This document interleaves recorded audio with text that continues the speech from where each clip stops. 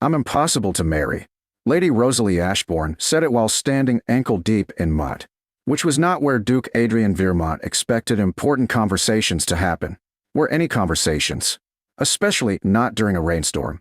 Especially not with her. Adrian sat atop his horse near the edge of the estate road and stared. Because somehow Lady Rosalie Ashbourne had managed to become trapped in a ditch. A literal ditch.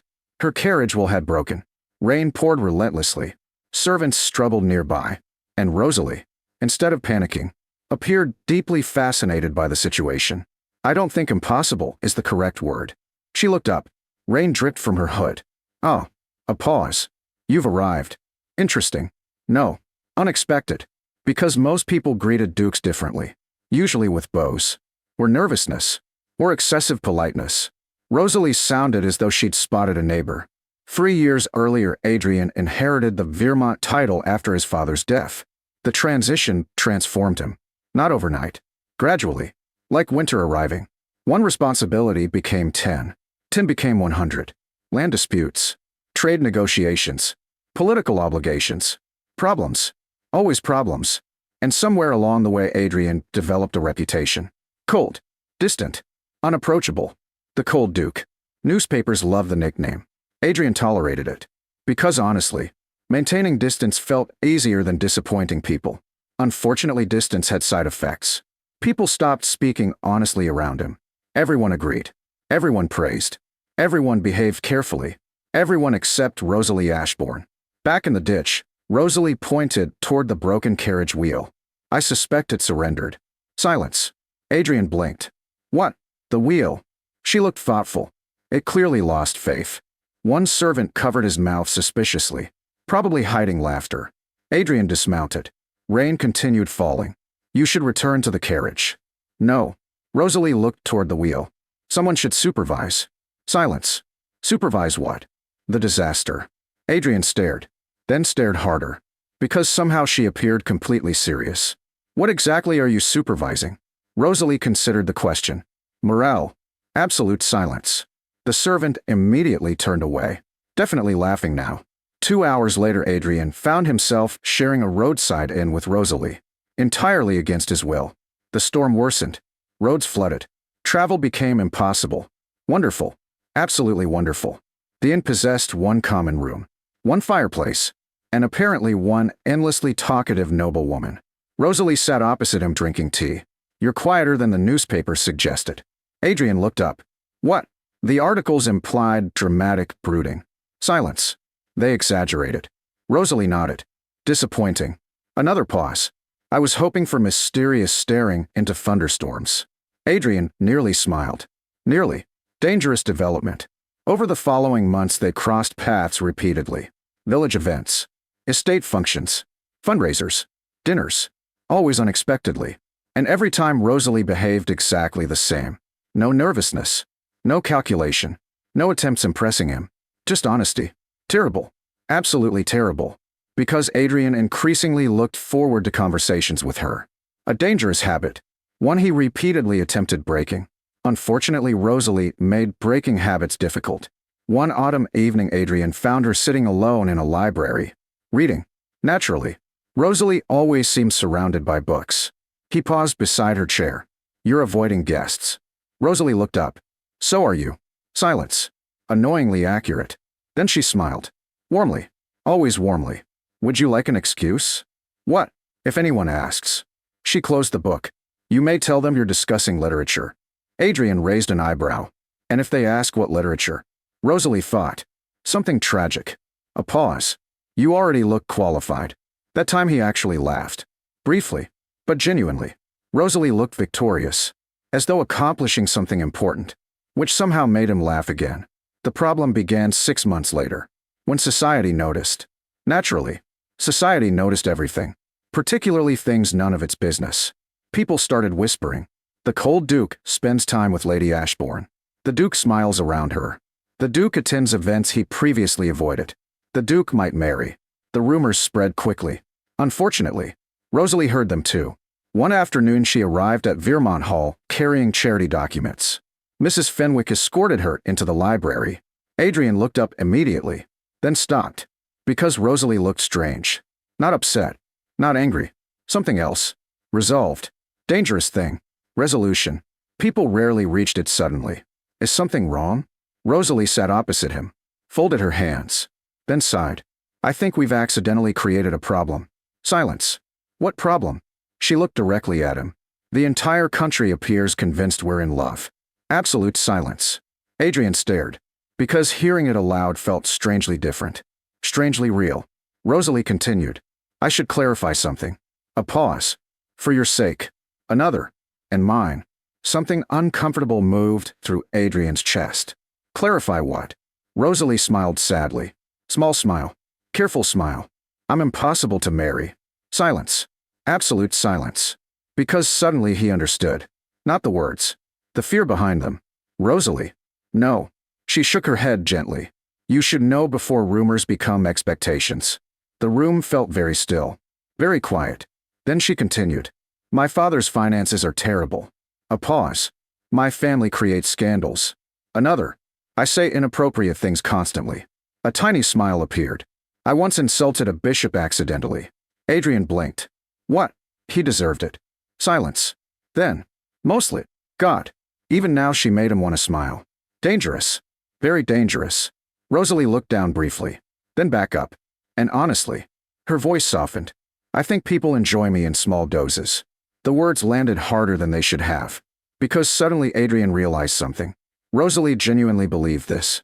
Not as a joke. Not as self-deprecation. As fact. No.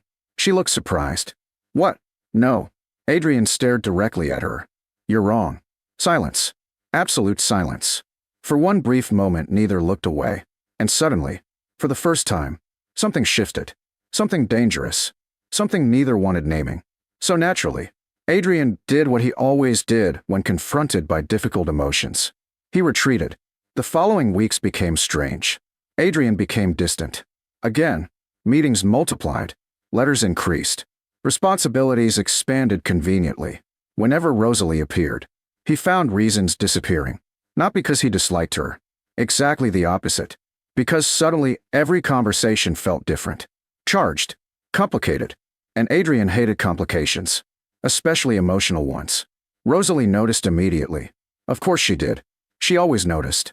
But surprisingly, she didn't chase answers. Didn't demand explanations. She simply stepped back too.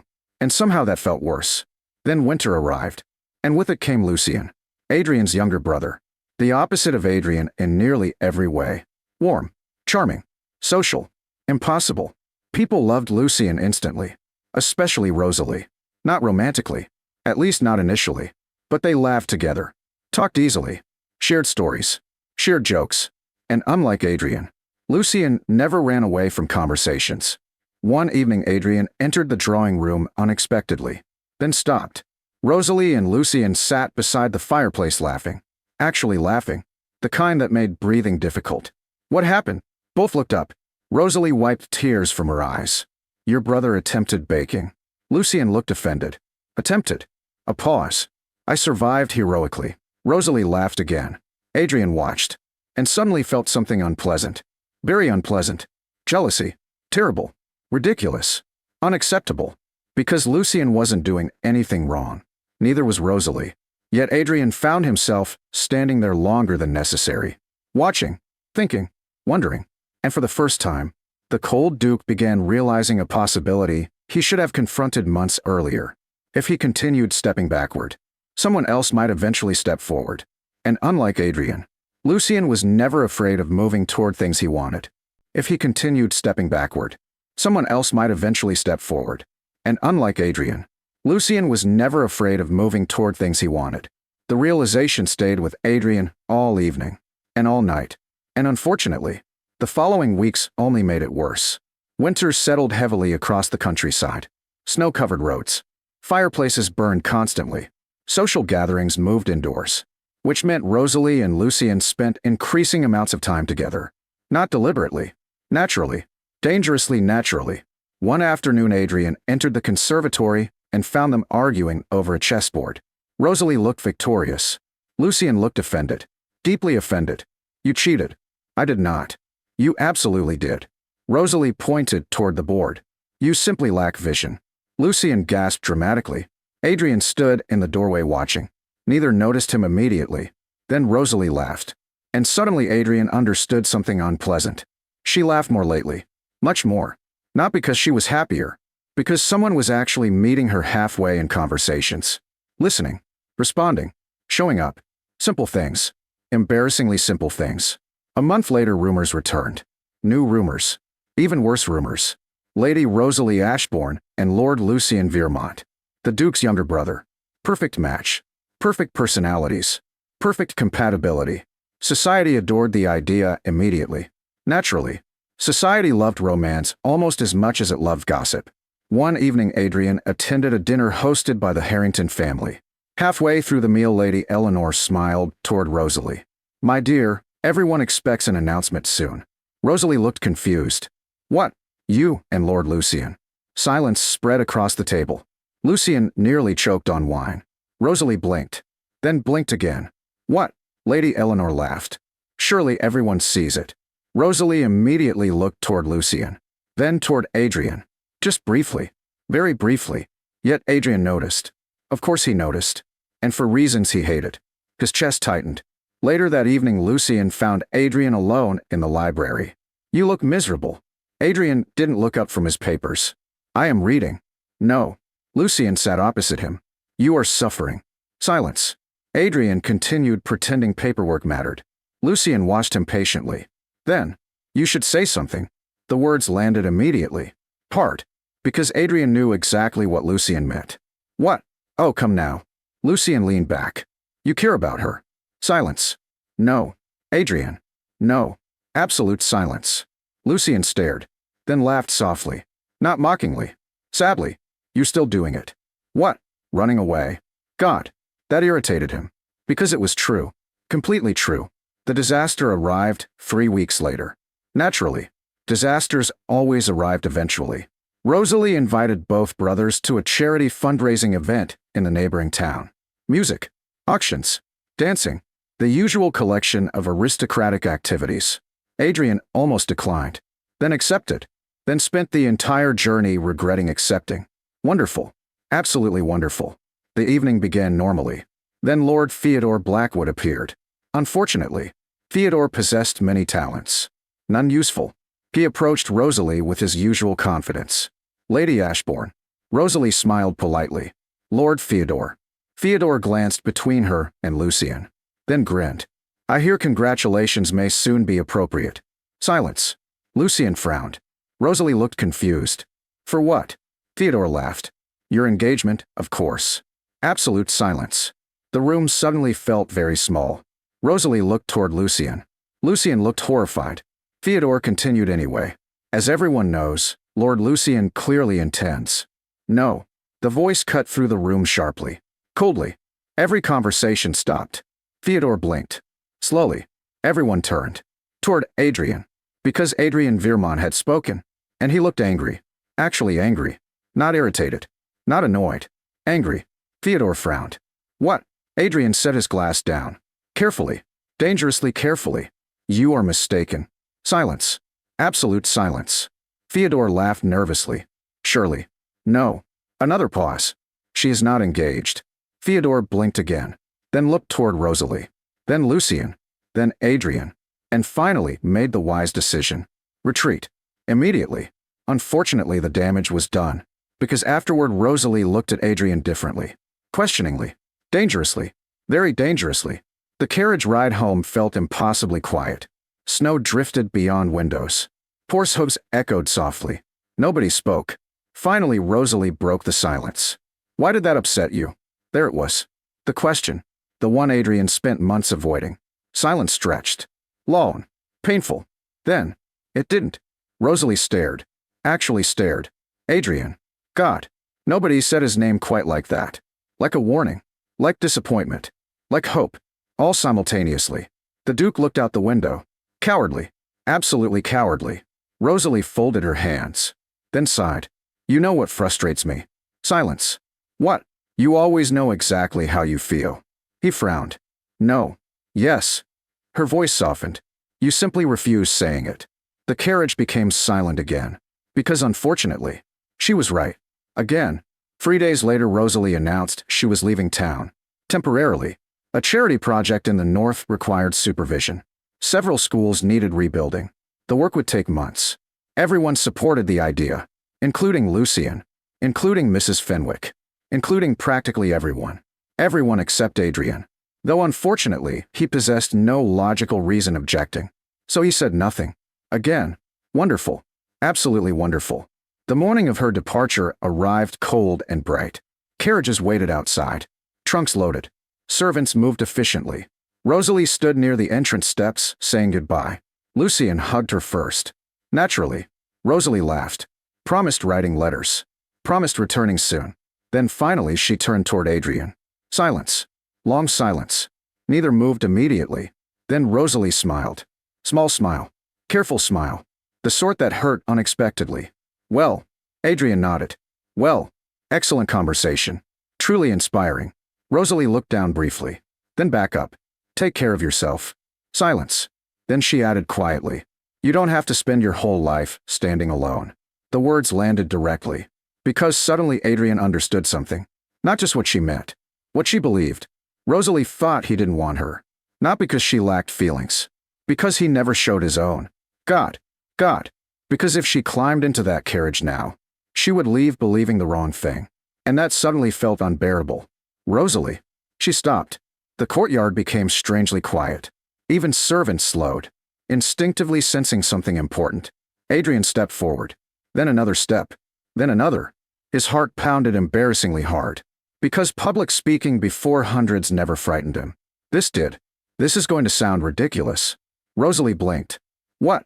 Adrian looked directly at her. No. A breath. Actually, it will sound overdue. Silence. Absolute silence. Then finally, the Duke stopped running. I spent months convincing myself you were impossible to marry. Rosalie stared. Confused. Adrian continued. Then I convinced myself staying away was smarter. Another pause. Then I convinced myself none of it mattered. The wind moved softly through the courtyard. Snow glittered beneath sunlight. And suddenly nothing existed except Rosalie. Do you know what I discovered? Silence. What? His voice lowered. I was wrong every single time. Absolute silence. Rosalie looked completely still. Completely. Adrian swallowed. Then finished. The reason I avoided you wasn't because you were impossible to marry. A pause. It was because I wanted to. Another. And wanting to frighten me. God. There. Done. Finally done. The truth. The whole truth. No running. No hiding. No excuses. Rosalie simply stared. Long enough for panic appearing. Real panic. Then unexpectedly, she laughed. Actually laughed. Tears forming immediately afterward. You idiot. The words came through a smile. Adrian nodded. Yes. An extraordinary idiot. Yes. Another pause. Then Rosalie shook her head. Still smiling. Still crying slightly. And somehow looking more beautiful than ever. What took you so long? Relief hit Adrian so hard, he nearly laughed himself. Instead, he stepped closer. Years of dedicated practice. Rosalie rolled her eyes. Then held out her hand. And this time, the Duke took it immediately. 6 months later, the wedding took place. Not Rosalie and Lucien's. A fact society found deeply shocking. The newspapers apologized for months of incorrect speculation. Lucien enjoyed reminding everyone. Constantly. Probably too constantly. Rosalie eventually married the cold Duke beneath spring sunlight, surrounded by family, friends, and villagers who adored her. And years later, whenever someone asked how their story began, Adrian always gave the same answer. She told me she was impossible to marry. Then he would look toward Rosalie, smile, and add, fortunately, she was wrong about that too.